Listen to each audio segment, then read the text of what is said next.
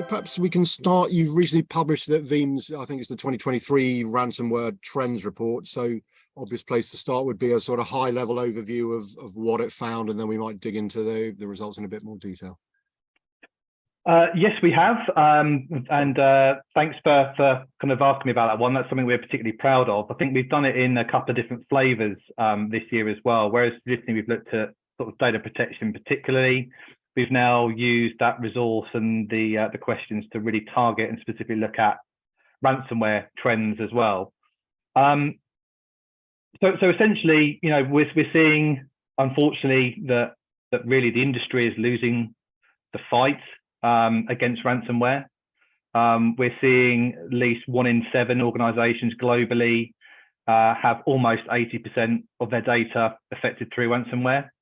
I think the phrase we currently use is it's not a case of if or when, it's now how often. So we're seeing a significant protection gap. And what's making it worse is the cyber criminals that are doing this are getting more sophisticated in their attacks as well. So they are deliberately attacking the backup repositories. And you know, that is, I think, in 93% of our findings, that's the place that they sought to corrupt data first or encrypt data. And around 70% of businesses, you know, have been impacted, you know, through losing repositories and data and backups through that. Okay, and in terms of what it did or didn't find, people, I mean, I guess everyone publicly, or at least maybe pretends or says they haven't paid the ransomware, but I think quite a lot of people do pay the ransomware. But did the survey uncover what actually happens? I mean, everyone, again, perhaps assumes that you pay the ransomware, the bad guys hand it all back, controlled you, and life goes on as normal. But is that the case, or do you actually need to be slightly more wary that even if you're prepared to pay the ransomware, it doesn't necessarily restore you to your, you know, your happy pre-ransomware position?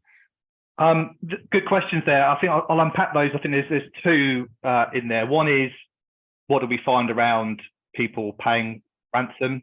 And then what was the impact or effect of those that paid the ransom? So we did find that many companies have a no pay policy, but we also found that at the time, 80% of the victims did pay the ransom regardless. So I suppose it's great to have a policy, but you know, sometimes, you know, in an emergency, you need to do the right thing potentially to protect your business as business owners. So around 80% of that, I think it was around 77% globally and around 83% in EMEA.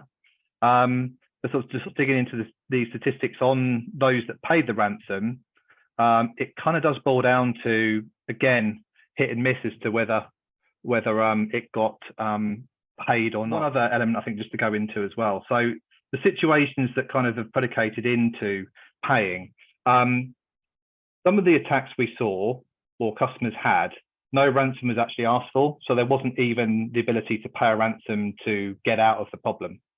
Around about 16% of companies managed to recover without paying. 21% of customers actually paid the ransom but still couldn't recover. And then 58% paid the ransom and were able to recover. So yeah, of those that kind of pay the ransom, 21% versus 58%, around about 70-20, I suppose, could actually recover. So even paying the ransom out of policy still doesn't guarantee full recovery. And again, even if you get some sort of recovery, how long does it actually take you to get your systems back up and running? And in terms of the companies that didn't pay the ransomware, or, you know, if you are intending not to pay the ransomware, then you've got, I guess, the fundamental point is you must be very confident that your backup is going to do what it tells you it's going to do.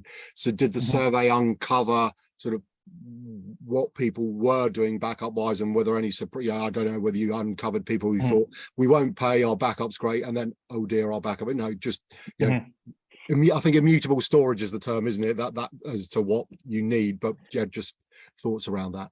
Yeah. So I think we didn't ask this specifically, but I'd imagine most of them that chose not to pay checked and recovered before going down the non-payment route. I don't think anyone would have kind of taken the chance. So yeah, there are a number of technologies out there that can help, immutability being one of them. But I think immutability itself is kind of a term that's kind of perhaps bandied about a little bit too often and too easily as a simple solution. Ultimately, it's around policy and process. And what we say is, and actually having a longitudinal view around data security, of which backup and immutability is a key part of it. But if you imagine that your antivirus, intrusion detection and prevention systems are constantly being attacked, and the threat actors have an infinite number of chances to get through, then eventually they will get through. And we see data protection as the final line of defense, immutability being a core component of that, but also having things that are indestructible as well. So when we talk about through indestructibility, it's not just the immutability part, it's making sure that, as an example, if you have immutable files in AWS and then you stop paying AWS, well, they're immutable, but you can't get access to them ever again either. So I think there's layers of immutability that get banded around. The other thing is around how to securely restore. And what we say around that is, well, you've probably, over the course of the duration that a cyber attack has been sitting in your environment, because sometimes they sit there for months, sometimes years. So it's not a case of, oh, can we just go back to a point before we had an attack? Because that could have been 2 years ago. You don't want to lose 2 years worth of data, for example. So it's all about having a secure restore process. So when you go to restore your data, perhaps to yesterday or the last known good state before the final attack and encryption happened, you need to be able to kind of put that into a secure area, ensure that you're quarantining the files or the viruses or the key threat vectors before then restoring it back into production. And we see that as a key stepping point along the way as part of the process to recover effectively and quickly. Yeah, and I'm intrigued on that point because, as you say, people again assume they'll just restore and that'll be fine. But there is potentially the risk of reinfection during the recovery process. So yeah. I don't know, did the survey uncover that, or just further to the point you're making, how critical is it that people understand, what they're able to do with their backup, or how, as you say, safe it is when they start the restore process? Yeah, so I think there's two things. There's the restore process, and I think there is the alignment of cybersecurity teams and data protection teams as well. And I think one of the things that our survey pointed to is, from an organizational alignment perspective, our IT and security divisions lined up in a way that allows them to have a good view and a good policy to protect data during a cybersecurity attack. One of the things that we found, and we didn't find out if these were the ones that had recently been impacted or not, but almost all of them see that there's a lot of improvement needed. I think only around 2% of all customers that polled or companies polled thought that their current team alignment between the cyber security and data protection teams was good. 17% thought a complete overhaul of the entire team, while another 43% thought significant improvement was required as well. But from a technology perspective, I suppose, and going into this kind of quarantine or the risk of reinfection, that is essentially one of the key things that we've been pointing to. So if I look at some of that, so how do you ensure clean restores was one of the key questions we asked. And around 44% will first try to restore into an isolated test area or sandbox type environment before production, and then sort of use that to effectively quarantine and remove any of the issues. That's 44%, but 35% of all customers, companies polled was also they restore it straight back into production and then immediately scan it for safety afterwards, which we wouldn't recommend, but there are certain situations where you don't have the choice, and many companies don't necessarily have that sandbox environment, or it's too difficult to create that kind of test environment to do that. Another 12% said they restored it straight into production and then carried on monitoring it as normal, and 9% just restored it and hoped for the best. But again, I suppose it varies down by workload as well. So there's perhaps one policy or one level of control that you can have with your on-premises data, and another with maybe through a third-party service provider, and then another one with the hyperscalers as well. So it's interesting, actually. 71% could recover back to a cloud type of deployment instead. 81% could restore back to an on-premises type scenario. Okay, and I'm wondering what the survey did or didn't say about cyber insurance. I mean, are any companies relying on it as a sort of get out of jail free card, or are they aware that often there's quite strict requirements? You can't just say, yeah, we've been ransomware, pay up.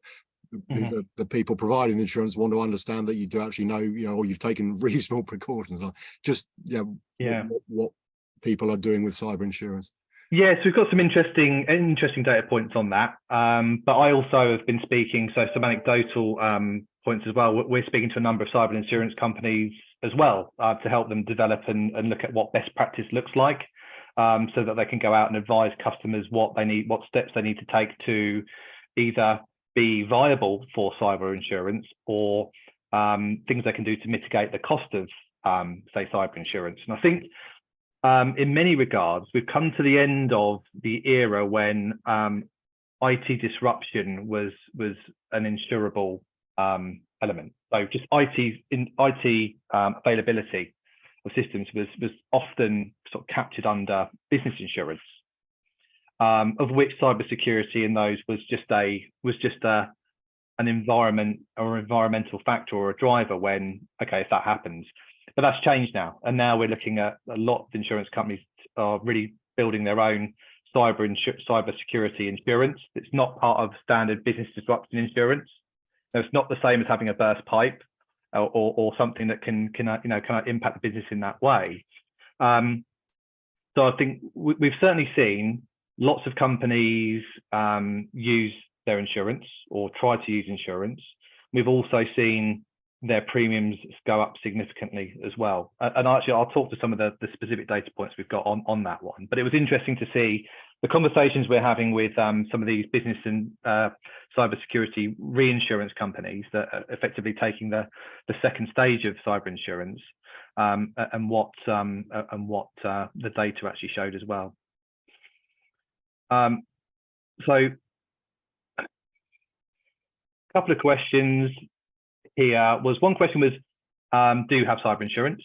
Of which 57% said we have insurance and it does include ransomware events. Another 21% said that ransomware is excluded from their current cyber insurance. And another 17% said no, but actively looking for a cyber insurance. And then another 2 and 3% said they're not interested in any cyber insurance. Perhaps they thought that the people asking the questions were cyber insurance salespeople. And 3% said we used to, but we don't currently. But then the sort of the coverage of that kind of has changed quite a bit as well. So 74% of all customers with cyber insurance said over the last year the premium has increased. 43% said that the deductibles before claim has increased, and another 10% said that the coverage benefits are greatly reduced as well. So, we are seeing the cyber insurance market really tightening up, and we were kind of experiencing this as we were kind of going through 2022. And you always kind of get a gut feel as to the way the market's moving and some of the feedback you get from IT managers, and all of a sudden a slightly more focused interest in risk mitigation solutions, of which Veeam is one of those, and it's really borne out in the data that we've seen in the polls. Yeah, I was going to ask the sort of bigger picture from the survey's point of view, or anecdotally, because if you like, ransomware, backup, storage backup, etc., is one part of a wider sort of risk management where you analyze, I guess, every aspect of your business and try and understand the risks and how best to mitigate. So did the survey ask that sort of higher level questions to what was the overall risk management strategy, or where the backup recovery, ransomware, etc., fitted in? Just anything you can tell us about what companies are doing? Yeah. I think I'm just trying to find specific parts of the survey that would answer that. I think there was a general piece that points to our cybersecurity parts of the organisation and data protection fully aligned, and we've seen that the vast majority think that needs a significant overhaul. We've also seen a lot of requests for integrations with other technologies. So can data protection kind of integrate with elements of intrusion detection or prevention? Can they automate a number of tasks that mean that there's less human error? But in terms of the kind of integration into that, it's about that air gap. It's about certainly can a data protection vendor start scanning as part of the process before taking backups, and then quarantining or alerting at that point as well. And certainly Veeam, as well as a number of other companies, are looking at that kind of entropy scanning as well. So can we, before taking a full backup, can we identify that there is perhaps an infection, take the backup anyway because there's probably useful data in there, and then use that secure restore process to actually go.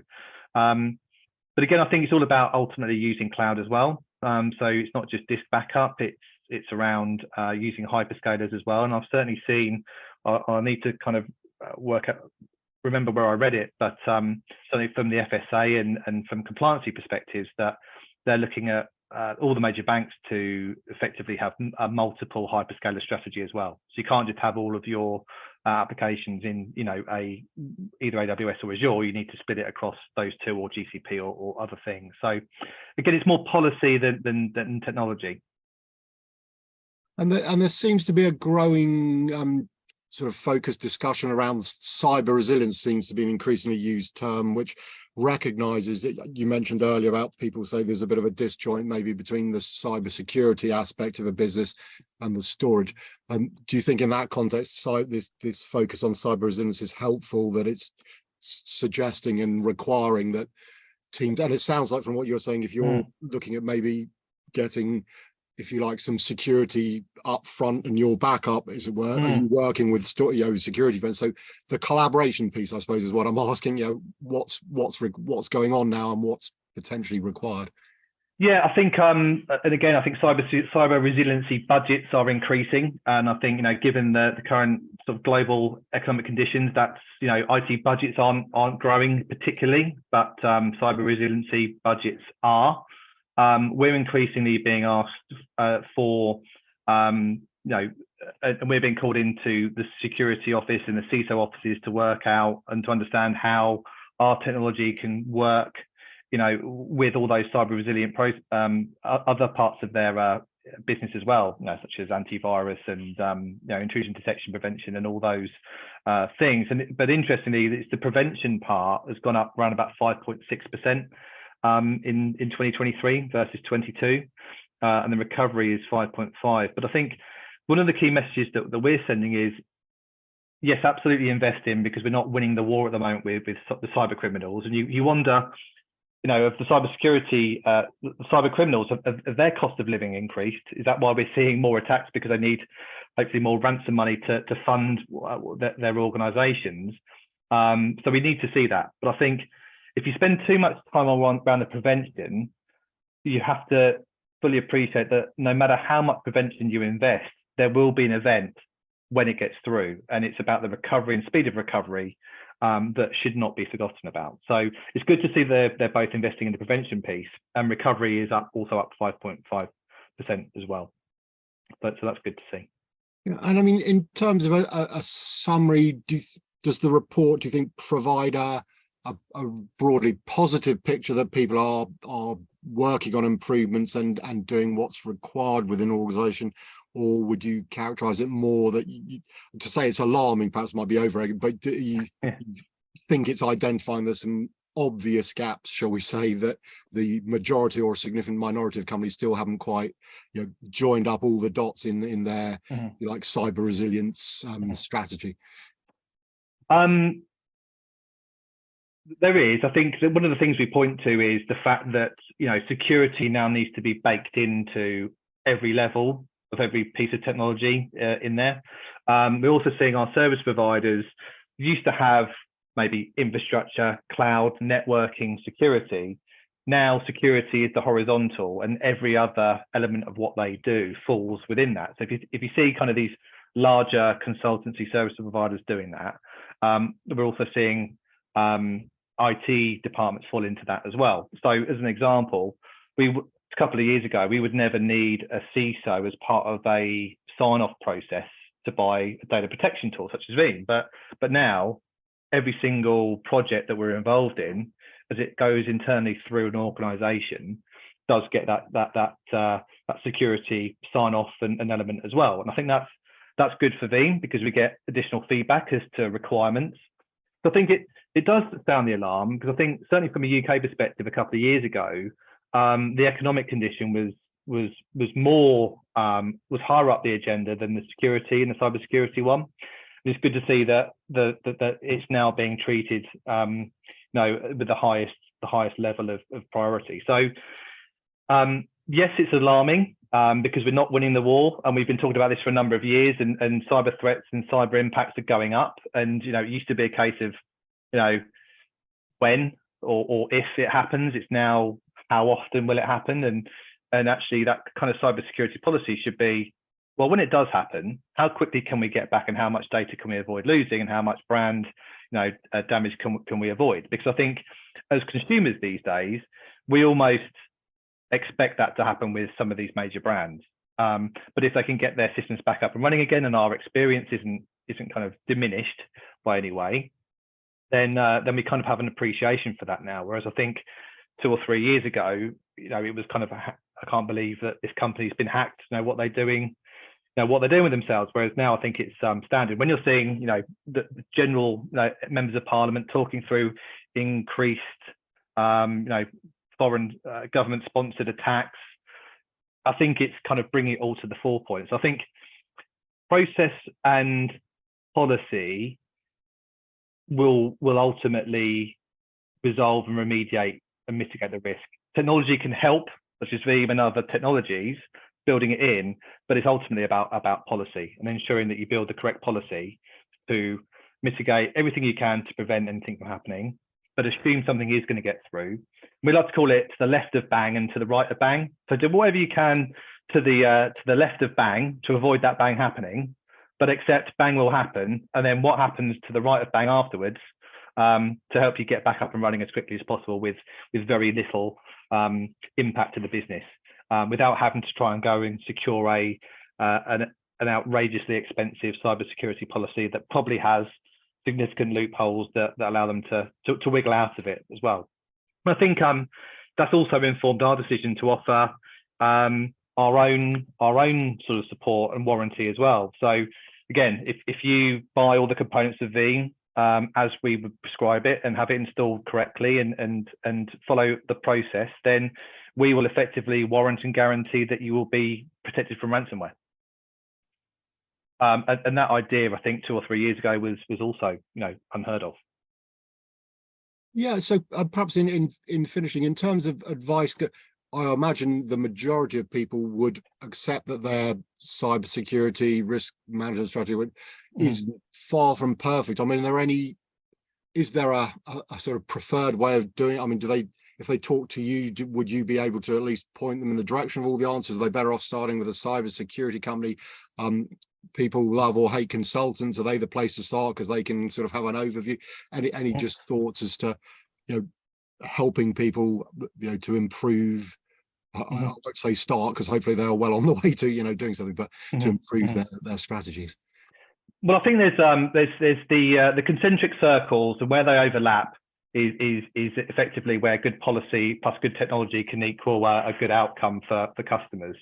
For me, if I was on the buying side of it, I would certainly go and identify some of the key vendors who specialize in prevention and detection, who specialize in the rapid recovery and restore, and bring them all into a project or into a working group, and ensure that all those concentric circles of what they offer can be born into effectively a solution and an architecture that works for the company, but is flexible enough to allow for policy changes as well. But utmost and most importantly, ensure that your staff are trained to spot those attacks, because at the moment it's still the biggest majority of it is human error, like you and me clicking on the wrong attachment or the wrong link.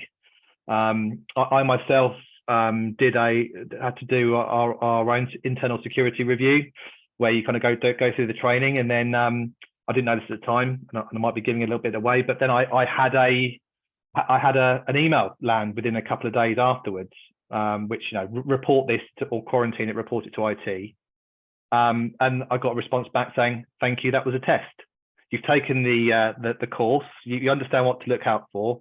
So I think companies need to be vigilant and be constantly testing their users themselves to make sure that they're fully aware of the situations that can occur, and the emails to watch out for and the other attacks.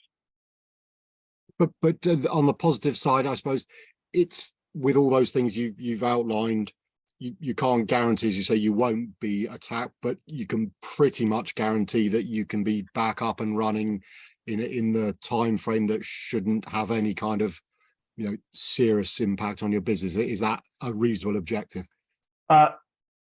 Perfectly summarized, actually, Phil. If come and pitch for Veeam, because that's exactly it. You can spend and you can invest and you can plan and you can mitigate, but at some point something's going to come through.